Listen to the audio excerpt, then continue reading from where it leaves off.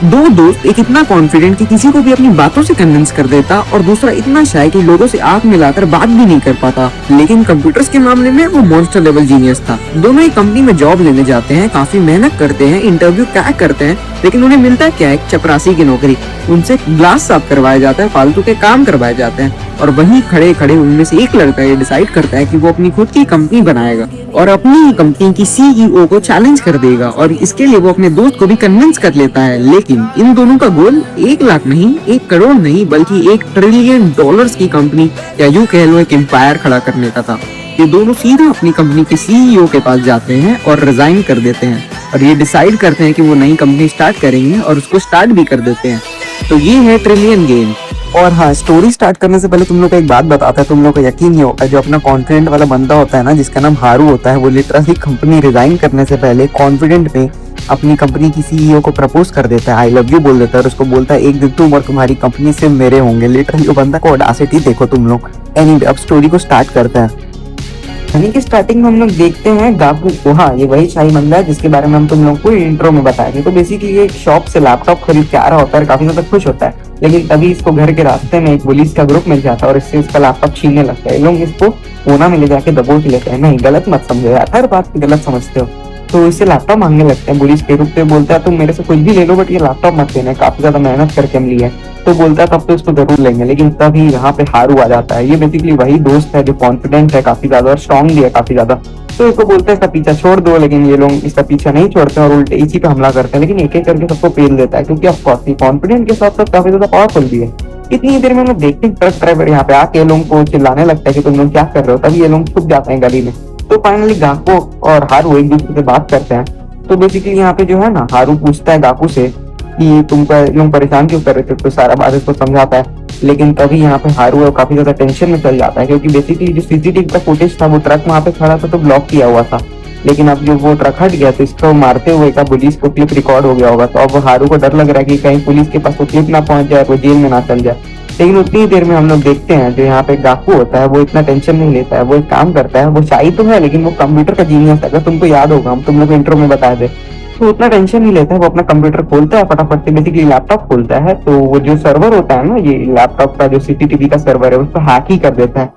Literally वो बंदा 2 minute के अंदर सर्वर को हैक कर देता है और फटाफट से कोडिंग करता है और जो भी क्लिप होता है उस टाइम का जब वो हारू मार रहा था पुलिस को, वो वाला डिलीट कर देता है। मतलब नो प्रॉब्लम ब्रो, 1 सेकंड का काम है इसके लिए। तो ये देख के ना जो अपना हारू होता है काफी ज्यादा शॉक हो जाता है, उसको एकदम यकीन नहीं हो रहा होता है बंदा सीसीटीवी फुटेज हैक कर दिया। तो मजाक मजाक में बोलता है इस हिसाब से तो तुम लोग बैंक का भी फुटेज हैक कर सकते हो और हम लोग अमीर बन सकते हो। तो बोलता है नहीं, बैंक का सर्वर का पासवर्ड काफी ज्यादा हार्ड होता है, उसको हैक। हम लोग को अगले दिन का सीन दिखाया जाता है जहाँ पे हम लोग देखते हैं हारू जो होता है अपना इंटरव्यू देने कंपनी में आया होता है। लेकिन तभी एक लड़की उसको डेट के लिए पूछती है और वो रिजेक्ट कर देता है, बोलता है मेरे को काम है। उसके बाद हम देखते हैं अपना हारू गाकू से मिलता है, वो भी आया होता है इंटरव्यू देने। तो वो उससे पूछते हैं कि क्या हुआ, तुमको रिजेक्ट कर दिया। तो बोलता है मैं एग्जाम देके तो हर बार पहुंच जाता हूँ इंटरव्यू तक, बट इंटरव्यू में मैं रिजेक्ट हो जाता हूँ, क्या करूँ, मैं तुम्हारे जितना कॉन्फिडेंट तो नहीं हूँ। तभी हारू इसको दिलासा देता है, बोलता है ड्रैगन बैंक जो कि बहुत बड़ी बैंक है वो इंटरव्यू ले रहे हैं, तुम वहाँ पे दे सकते हो। उसके बाद सीन टिप्स होता है जहाँ पे हम लोग देखते हैं ड्रैगन बैंक से एक लड़की एक कार से उतरती है और इसको देख के सब लोग इसको देखने लगते हैं, क्योंकि काफी ज्यादा मनमोहक शक्ति से भरी हुई है और सुंदर है बेसिकली। तो उसके बाद ये चल रही होती है तो कैमरा थोड़ा गलत जगह दिखाता है, वो हम तुम लोग को नहीं दिखाएंगे। उसके बाद पता चलता है हम लोग के सीईओ की बेटी है और ये एक इंटरव्यूअर है। तो बेसिकली इसका रिस्क तो तुम लोग समझ ही सकते हो। तो बाकी लोग भी लोग इसको अजीब नजर से देखने लगते हैं, सोचते हैं कि बिगड़ी बेटी है, बट ये काफी ज्यादा इंटेलिजेंट है। तो फाइनली बच्चे लोग अपने इंटरव्यू। तो इस सीईओ की बेटी यानी कि इस लड़की का नाम होता है कुकू टीवी, नहीं मजाक कर, इसका नाम किरिका होता है। तो वेल उसके बाद हम लोग देखते हैं इंटरव्यू देने लोग आने लगते हैं एक करके। तो सबको ना ये लोग जो 3 पैनल में और लोग बैठे रहते हैं जो कि काफी बूढ़े होते हैं, ये लोग तो इसको एक्सेप्ट कर लेते हैं, मतलब सर्कल दे देते हैं। इन लोगों का इंटरव्यू देख के काफी इंटरेस्ट हो जाता है, तो ये लोग तो इसको एक्सेप्ट कर लेते हैं। बट लड़की बोरिंग से इसको देखने लगती है, इसको कोई इंटरेस्ट नहीं आ रहा होता, तो ये तो इसको रिजेक्ट कर देती है डायरेक्ट। और ऐसे 2-3 इंटरव्यूअर्स आते हैं जिसपे ये लोग तो एक्सेप्ट कर लेते हैं, बट लड़की को इंटरेस्ट नहीं आता और ये काफी ज्यादा इंटेलिजेंट है, इसमें खूबी परखने का कला है। उसके बाद हम लोग देखते हैं अपना गाकू वहां पे आ जाता है। लिटरली वो इतना अजीब अजीब हरकत करने लगता है, लिटरली वो 4 बार तो अपनी चेयर से गिर जाता है। बाकी इंटरव्यूअर तो इसको मजाक उड़ाने लगते हैं, अंदर तो सोचते हैं कि ये तो किसी काबिल नहीं है, किसी लायक नहीं है, जस्ट बिकॉज उसका बिहेवियर अजीब है। ये सोचता है कि हम इतना मेहनत करके आए तो हम सब बर्बाद कर दिए, और ये काफी दुखी हो जाता है। तो ये सब तो इसका मजाक बनाने लगते हैं, पैनल में सब इसको रिजेक्ट कर देते हैं। तभी ये लड़की जो होती है सीईओ की बेटी, हम तुमको पहले ही बोले थे इसमें खूबी परखने की कला है, तो ये बोलती है हम लोग को किसी को भी इसके आउटर अपीयरेंस उसकी हरकत से जज नहीं करना चाहिए, और ये इसको एक्सेप्ट कर लेती है, समझ जाती है कि इसके अंदर कुछ तो खूबी हो गई। उतनी ही देर में अपना एमसी, अपना गोटेड कैरेक्टर आ जाता है हारू। लिटरली वो बंदा आके बोलने लगता है अपना कीमती समय निकालने के लिए आपका बहुत बहुत शुक्रिया, हम काफी खुशकिस्मत है कि अपना कीमती समय निकाले, मतलब समझ रहे ना, मक्खन लगा रहा है। और लिटरली इंटरव्यू इससे काफी इंटरेस्ट हो जाता है। तभी लड़की, हम तुमको बोले नहीं, ये भी भाई कुछ कम नहीं है, ये लिटरली परख लेती है, समझ जाती है कि ये बंदा मक्खन लगा रहा है, ये सोचती है कि ये बंदा इतना परफेक्टली कैसे बोल रहा है। तो बेसिकली उसके बाद हम लोग देखते हैं इंटरव्यूअर तो बाकी लोग जो होते हैं तुरंत इसको सर्कल दे देते हैं, लेकिन तभी ये जो बंदा होता है हारू, ये बोलता है ना, स्पेनिश, जर्मन, बहुत सारे, कि कोई भी लैंग्वेज हम बात कर सकते हैं। लिटरली कितना लैंग्वेज हमको नहीं पता, मोस्ट प्रोबेबली 197 लैंग्वेज में बात कर सकता है। उसके बाद हम लोग देखते हैं लड़की भी काफी ज्यादा टेढ़ी है, वो सीईओ भी कहाँ मानने वाली थी, वो उससे उसी लैंग्वेज में पूछती है जिस लैंग्वेज को उसने दावा किया था कि सब बोल लेता है। तो लड़की एक लैंग्वेज में इससे पूछती है कि अगर कंपनी को जरूरत हो, कंपनी को बेनिफिट में, क्या तुम मेरे कुत्ते बनोगे? लिटरली ये इसे पूछती है तुम मेरे पेट बनोगे कि नहीं? तो बंदा बोलता है हाँ बिल्कुल, अगर कंपनी का नीड हुआ तो क्यों नहीं, हम जरूर बनेंगे। तो मतलब तुम देख रहे हो लड़की भाई, हम तुमको स्टार्टिंग में बोले थे ये इतनी इजी नहीं है भाई मैनिपुलेट करना है, बंदा कहीं से भी हो, बट ये बंदी तो काफी तेज है। तो बेसिकली इससे पूछती है और ये रिप्लाई दे देता है। उसके बाद हम लोग देखते हैं जो हम लोग का सीन है वो शिफ्ट होता है। हम लोग को दिखाया जाता है गाकू जो कि घर में उदास रहता है क्योंकि उसका रिजेक्शन हो जाता है। बेसिकली लड़की तो एक्सेप्ट कर लेती है बट मैच्योरिटी बोर्ड मेंबर्स को रिजेक्ट कर देते हैं। तो अगले दिन पार्ट टाइम जॉब के लिए उसको वही कंपनी ड्रैगन बैंक, वहीं पे उसको कांच साफ करने का काम मिलता है। लिटरली बंदा को स्थिति तुम समझ सकते हो। और ऊपर से वो अंदर जब देखता है तो वहां पे उसको वही इंटरव्यूअर दिख जाता है जो कि कल उसका इंटरव्यू ले रहा था। तो बंदा अपना मुंह छुपाने लगता है। अब भाई बंदे का क्या हालत होगा, तुम कल इंटरव्यू दे रहे हो और आज उसी के बाहर कपड़े, मतलब तुम समझ रहे हो, कपड़े से तुम कांच पहुंच रहे हो। इतनी देर में हम लोग देखते हैं हारू भी वहां पे आ जाता है। लिटरली गाकू को चौक होता है भाई कि तुम तो इतने कॉन्फिडेंट, तुम्हारा तो 100% इंटरव्यू सेलेक्ट हो जाना चाहिए था। तो बोलता है हाँ मेरे को तो सब सेलेक्ट कर लिया था बट हमको कोई शौक नहीं है ऐसे दूसरों को झांसा दे के इंटरव्यू लेने का। तुम जिसके पास रियल टैलेंट है, तुम कंप्यूटर में इतने ज्यादा मास्टर पीस हो, तुमको नहीं मिला, हम लेके करेंगे क्या? हम एक दिन अपनी खुद की $1 ट्रिलियन कंपनी बनाएंगे और हम दोनों बनाएंगे मिलके। तो ये बोलता है हम दोनों, ये काफी ज्यादा शौक हो जाता है गाकू। तो उसके बाद हम लोग देखते हैं अपना हारू होता है ना, वो एकदम टॉप फ्लोर में जाने लगता है। यहाँ पे प्रेसिडेंट और उसकी बेटी, वही किरिका सीईओ, बैठी हुई थी। और ये बंदा लिटरली उस पेंट ब्रश से वहां पे आई लव यू लिख देता है और बोलता है एक दिन तुम और तुम्हारी कंपनी मेरे होंगे, हम इतने अमीर बनेंगे, $1 ट्रिलियन कमाएंगे। उसके बाद हम लोग देखते हैं, हम लोग को अगले दिन का सीन दिखाया जाता है जहाँ पे हारू और गाकू एक साथ बैठ के काम करते हैं अपनी नई स्टार्टअप जो लोग ओपन किए थे। उसके बाद हम लोग देखते हैं हारू ना 2000 रुपए लोग जोड़े थे अपने अपने जेब से, हजार। तो हारू ना पूरे 2000 रुपए का एक चेयर ले आता है। लिटरली पूरा जो भी पैसा वो स्टार्टअप के लिए जोड़ा था उसका एक चेयर भी ले आता है। तो गाकू गुस्सा हो जाता है, बोलता है हम लोग के पास लिटरली 2000 था तो पूरा पैसा खर्च करके एक चेयर ले गए, अब हम लोग के पास एक ही रुपया नहीं, मतलब हम लोग जिस दिन स्टार्ट किया अपना बिजनेस उस दिन बैंकक्रप्ट हो गए। तो हारू बोलता है कोई बात नहीं है, ऐसे हम लोग इन्वेस्ट ही तो किए हैं, तुम इसमें आराम से बैठ के काम करोगे, तुम्हारी कंपनी को और प्रॉफिट होगा। ये सुन के गाकू काफी ज्यादा शॉक हो जाता है, उसको लगता है हारू पागल हो गया, लगता है सारा पैसा कोई कैसे अपने चेयर पे खर्च सकता। तभी हारू से पूछता है कि जो लैपटॉप है जो हम लोग को नया लेना होगा, ऑफ कोर्स काम करना तो लैपटॉप तो चाहिए होगा। तो हारू पूछता है गाकू से कि लैपटॉप का प्राइस कितना होगा, ये करीबन कितने में पड़ जाएगा। तो बोलता है अगर एक अच्छा लैपटॉप हम लोग को लेना है तो कम से कम 2.5 से 3 लाख रुपए तो लगेगा। तो एक काम करते हैं, ये गाकू जो था ना ये काफी ज्यादा कंफ्यूज हो जाता है। तो हारू इस पे एक आइडिया देता है, हम लोग काफी ज्यादा इन्वेस्टर्स के पास जाएंगे, अपना प्लान सुनाएंगे क्योंकि ये काफी ज्यादा कॉन्फिडेंट है। तो ऑफ कोर्स ये इसको मैनिपुलेट कर देगा बाकी इन्वेस्टर्स को और ये लोग फंड दे ही देंगे। तो ये लोग काफी ज्यादा कॉन्फिडेंट रहते हैं और इन्वेस्टर्स से बात करने के लिए चल जाते हैं। इसको लगता है कि इतना कॉन्फिडेंट है तो ऑफ कोर्स फंडिंग तो मिल ही जाएगा।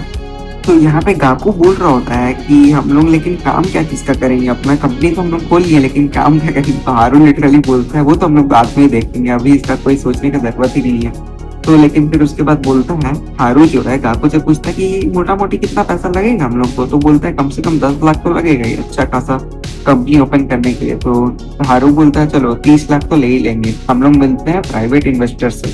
तो ये लोग प्राइवेट इन्वेस्टर से मिलते हैं और एज यू नो कि हारू जो होता है वो अपना स्पीकिंग स्किल से ये सबको परसुएट तो कर लेता है पैसा इन्वेस्ट करने के लिए, बट ये 30 लाख की जगह 5 करोड़, लिटरली 5 करोड़ रुपया मांगता है। और क्योंकि ये बहुत अच्छे से बात करता है बट इन्वेस्टर लोग भी बहुत शातिर थे, वो लोग बातों में नहीं आते हैं, क्योंकि बात में आते तो ऑफकोर्स इसको दे ही देते, इतना अच्छा मैनिपुलेटर है। क्योंकि इन्वेस्टर सबको यकीन नहीं होता, क्योंकि अभी नई नई कंपनी लोग लॉन्च करने वाले थे, कोई रेपुटेशन है नहीं, कुछ है नहीं, तो ऑफकोर्स इन लोगों को हर जगह से रिजेक्शन मिल जाता है। कोई भी इन पे पैसा इन्वेस्ट करने के लिए रेडी नहीं होता है, और जो अपना गाकू होता है वो तो काफी डिसअपॉइंट हो जाता है। लेकिन हारू अभी भी हिम्मत नहीं हारता है। उसके बाद हम लोग देखते हैं सीन शिफ्ट होता है। वेल तो वो लोग हिम्मत नहीं हारते हैं, वो लोग एक एक करके बहुत सारे इन्वेस्टर्स तो मिलते हैं, लेकिन एंड में क्या होता है, वो लोग को रिजेक्शन ही मिलता है हर जगह से। तो ये देख के ना जो गाकू होता है वो तो डीमोटिवेटेड हो जाता है, उसको लगता है कुछ नहीं हो सकता है, लोगों का तो स्टार्टअप फ्लॉप हो जाएगा। लेकिन गाकू अभी भी काफी ज्यादा कॉन्फिडेंट और मोटिवेटेड है। तो गाकू बोलता है मेरे पास एक आदमी का नंबर है जो तुम लोग को पैसा 100% देगा, वो इतना शॉर्ट करो। वो आदमी कौन है तुम लोग को पता है? बहुत शौक होगा तुम लोग को ये जान के। वो बंदा मैनेजर है। किसका मैनेजर है? अगर तुम लोग समझ चुके हो, वो मिस क्रिका का मैनेजर है। हाँ, वही सीईओ जो कि ये लोग एक्सेप्ट की थी और ये लोग रिजेक्ट कर दिया था उसको, वही सीईओ कंपनी की जो ड्रैगन बैंक की थी।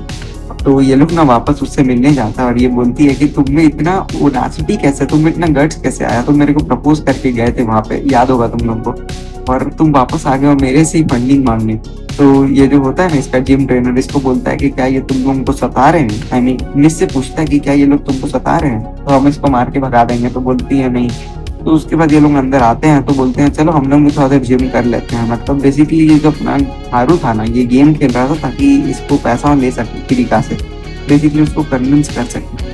तो उसके बाद अपना गाकू जाता है, उससे तो एक सिंगल रॉड भी नहीं उठता। और भाई उसका तुम बॉडी देखो, उससे रॉड कैसे उठेगा। लेकिन तब अपना हारू आता है और फार्म करने के लिए, वो लिटरली रॉड लेता है और 200 किलो, लिटरली वो जिम का ट्रेनर इतना हरामी होता है, वो 200 किलो लगा देता है। 100 था पहले से ही, वो लिटरली 100 किलो और ऐड कर देता है। और वो जो हारू होता है, ये मिस क्रिका भी उसको देखने लगती है, और हारू जो होता है ना वो लिटरली उसको उठा देता है एक ही बार में।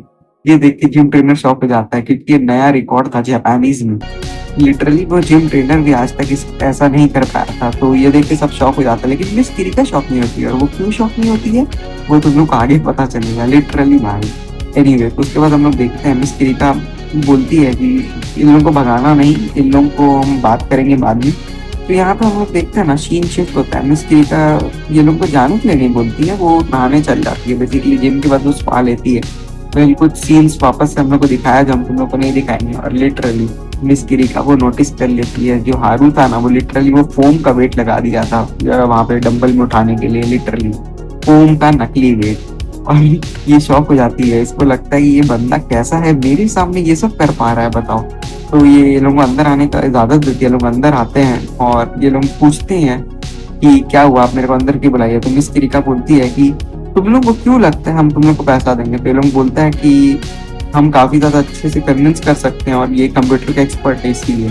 तो ये लोगों को पैसा ऑफर करने के लिए रेडी हो जाती है। और लिटरली ये इन दोनों को इतना पैसा देती है जितना पैसा लेके ये लोग आराम से अपना स्टार्टअप बहुत इजीली खड़ा कर सकते थे। लेकिन ये लोग को पैसा ऑफर करने से पहले क्रिका पे लोग से पूछती है कि तुम लोग को पैसे कितने चाहिए। तो वेल पिछले बार ये जो गाकू है शॉक हो जाता है, क्योंकि पिछले बार भी ये लोग को 30 लाख चाहिए थे, लोग 1 करोड़ मांग लिया था।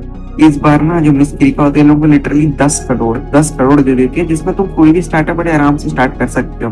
तो ये जो हारू होता है बोलता है मैं इतना पैसा अपनी जिंदगी में पहली बार देख रहा हूँ। मिस क्रिका काफी ज्यादा हंसने लगती है लिटरली। वेल इतने सारे पैसे ऑफर होने के देखने के बाद जो गाकू होता है वो तो काफी ज्यादा खुश होता है और शॉक हो जाता है, लिटरली वो अपने सपनों में गुम जाता है। लेकिन हारू यहाँ पे ज्यादा शॉक नहीं होता है। तभी मिस क्रिका बोलती है अब तुम लोग का इतना पैसा है, तुम लोग स्टार्टअप तो कर ही सकते हो, साथ ही साथ तुमको अपना घड़ी के अलावा सब कुछ बदल लेना चाहिए, क्योंकि तुम्हारे पूरे आउटफिट में घड़ी है जो कि काफी एक्सपेंसिव है। तो हारू बोलता है हाँ हम अपना पार्ट टाइम जॉब से जो भी पैसा कमाए थे सब जोड़ के घड़ी लेते। तो सीन शिफ्ट होता है जहाँ पे हम लोग को कुछ देर पहले का सीन दिखाया जाता है, जहाँ पे क्रिका अपने मैनेजर से बात कर रही होती है।